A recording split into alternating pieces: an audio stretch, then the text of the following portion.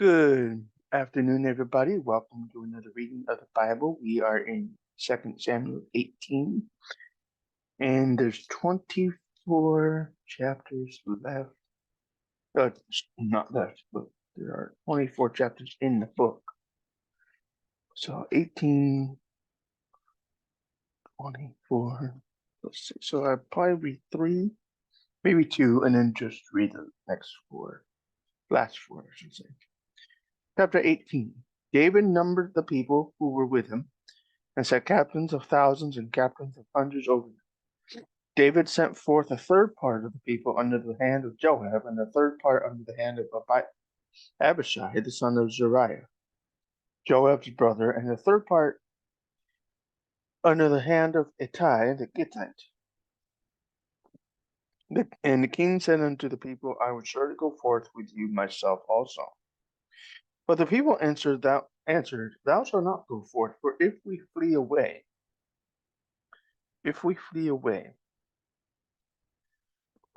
say, I'm sorry, they will not care for us, neither if half of us die will they care for us. But now thou art worth 10,000 of us.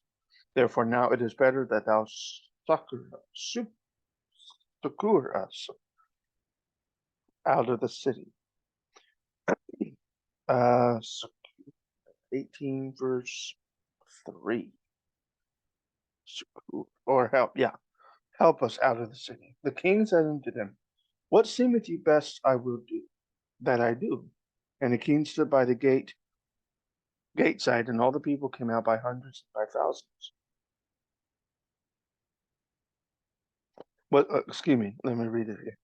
The king, this is David, said unto them, What seemeth you best, I will do.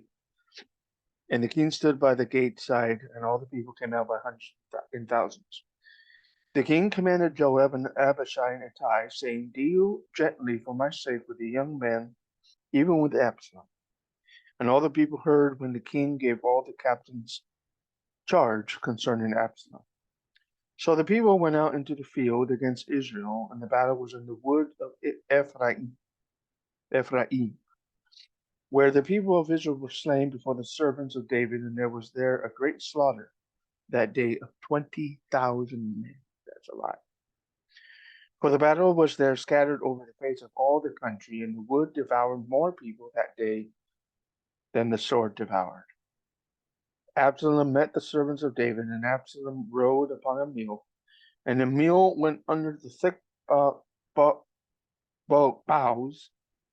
I think it's boughs, Boughs, boughs or boughs, boughs of a great oak, and his head caught hold of the oak, and is taken up between the heaven and the earth, and the mule that was under him went away. So he got hung accidentally.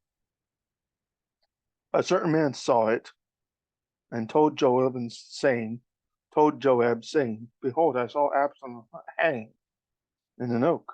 Joab said unto the man who told him, And behold, thou sawest him, and why didst thou not smite him there to the ground? And I would have given thee 10 shekels of silver and a girdle. The man said unto Joab, Though I should receive 1,000 shekels of silver in mine hand, yet would I not put forth mine hand against the king's son. For in our hearing the king charged thee and Abishai and Ittai, saying, Beware that none touch the young man Absalom. Otherwise I should have wrought falsehood against mine own life.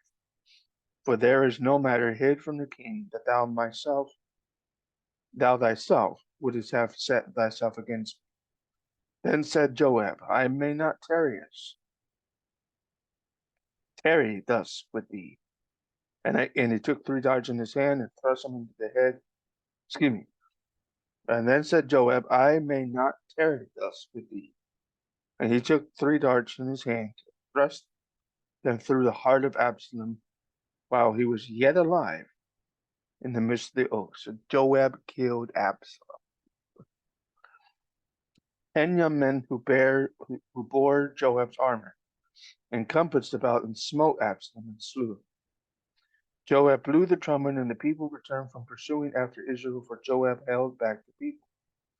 They took Absalom and cast him into a great pit in the wood. and laid a very great heap of stones upon him. And all Israel fled, every one to his tent. Now Absalom in his lifetime had taken and reared up for himself a pillar which is in the king's dale. For he said, I have no son to keep my name in remembrance. And he called the pillar after his own name, and is called unto this day Absalom's place.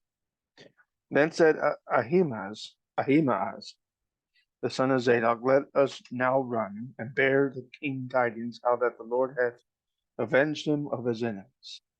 Joab said unto him, Thou shalt not bear tidings this day, but thou shalt bear tidings another day. But this day thou shalt bear no tidings, because the king's son is dead. Then said Joab to Cushi, Go tell the king what thou hast seen.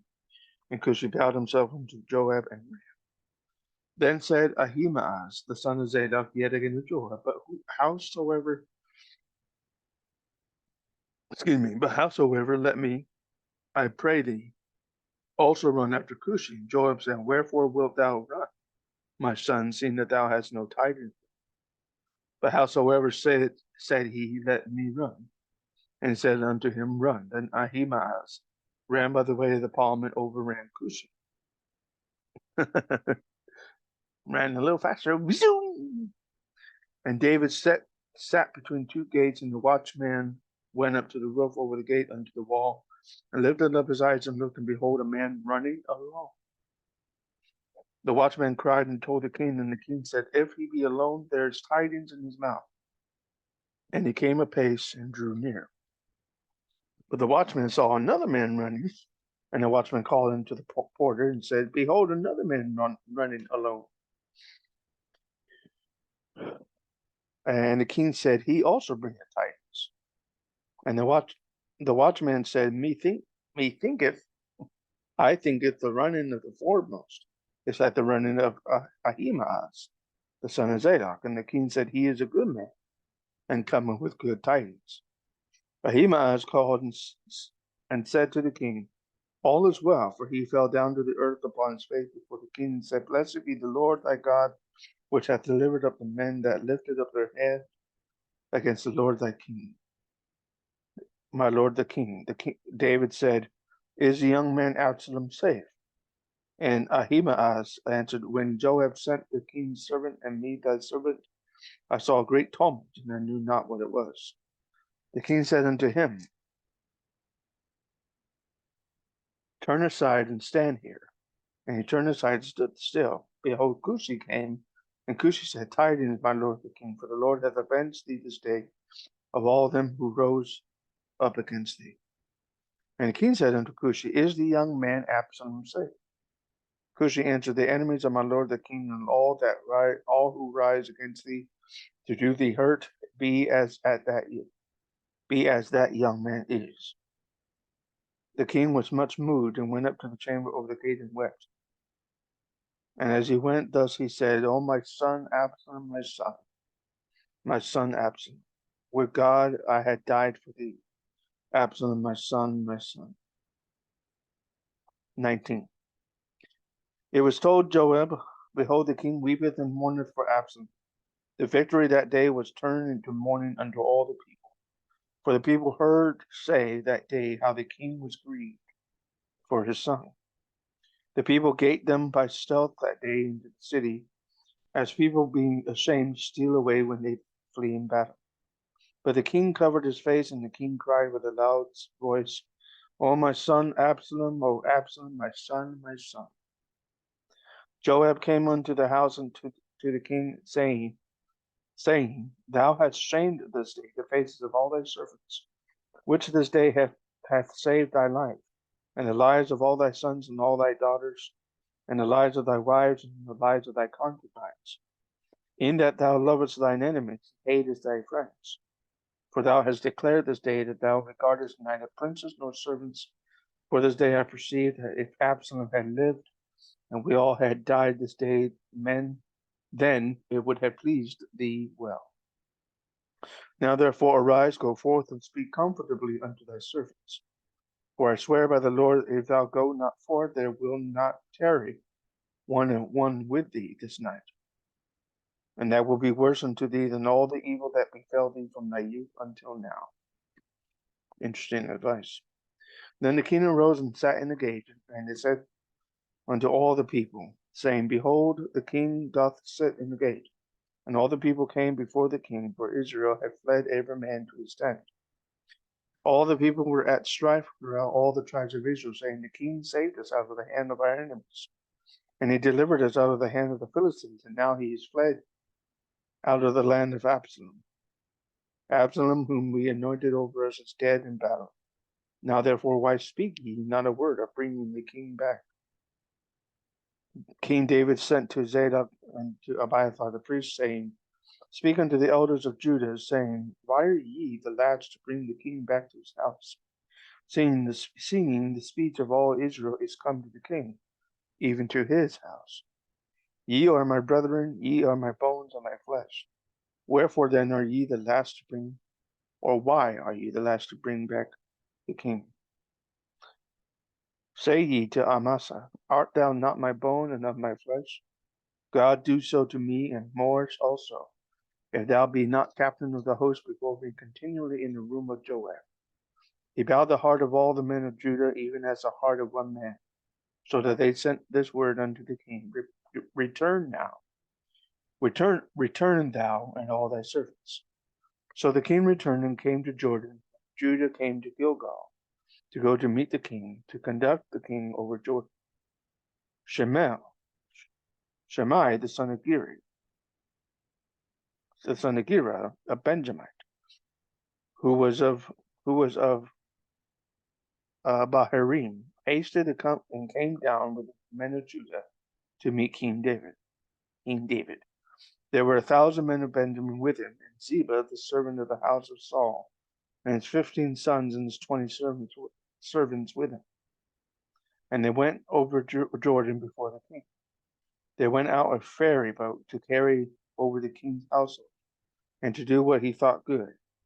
And Shimei, the son of Gera, fell down before the king as he was come over Jordan, saying unto the king, Let not my lord impute iniquity unto you, neither do thou remember that which thy servant did perversely, the day that my lord the king went out of Jerusalem, that the king should take it to his heart. For thy servant doth know that I have sinned. Therefore, behold, I am come the first this day of all to the house of Joseph, this day of all the house of Joseph, to go down and meet the Lord, my lord the king. But Abishai the son of Zeruiah answered, saying, Shall not Shimei be put to death for this, because he cursed the Lord's anointed? David said, What have I to do with you, ye sons of Zeruiah, that you should this day be adversaries unto me? Shall there any man be put to death this day in Israel? For do not I know that I am this day king over all Israel? Therefore the king said unto Shimei, Thou shalt not die. And the king sware unto him.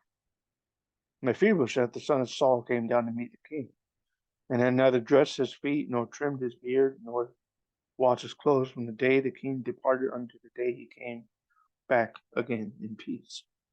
It came to pass when he was come to Jerusalem to meet the king, that the king said unto him, Wherefore or why wentest not thou with me, Mephibosheth? Mephibosheth answered, My lord, O king, my servant deceived me. For the servant said, I will saddle me a donkey, that I may ride thereon, and go to the king, because thy servant is lame. He hath slandered my servant unto my lord the king. But my lord the king is as an angel of God. Do therefore what is good in thine eyes. For all of my father's house were but dead men before my lord the king, yet didst thou set thy servant among them that did eat of thine own table. What right therefore have I yet to cry any more unto the king? The king said unto him, Why speakest thou any more of thy matters? I have said, Thou and Ziba divide the land. Mephibosheth said unto the king, Yea, let him take all, for as much as my lord the king is come again in peace unto his own house. And Barzillai the Gileadite came down for Rosalim, Rosalim,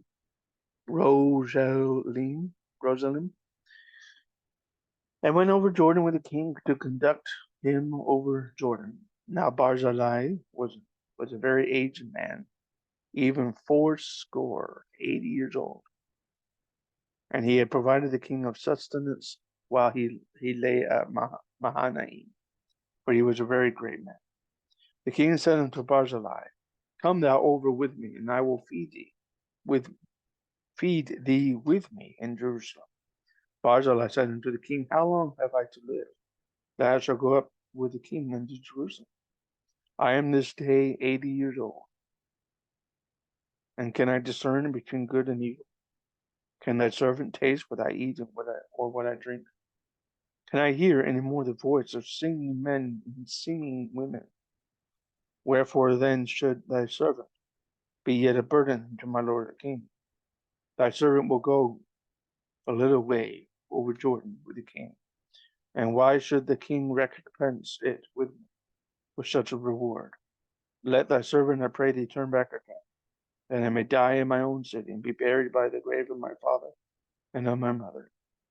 But behold, thy servant Kimham, let him go over with my lord the king, and do to him what shall seem good unto thee.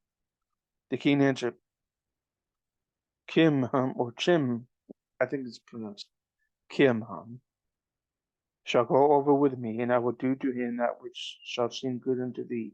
And whatsoever thou shalt require of me, that I will do for thee. All the people went over Jordan, and when the king was come over, the king kissed Barzillai and blessed him, and he returned to his own place. Then the king went on to Gilgal. Kimham went on with him, and all the people of Judah conducted the king, and also half the people of Israel.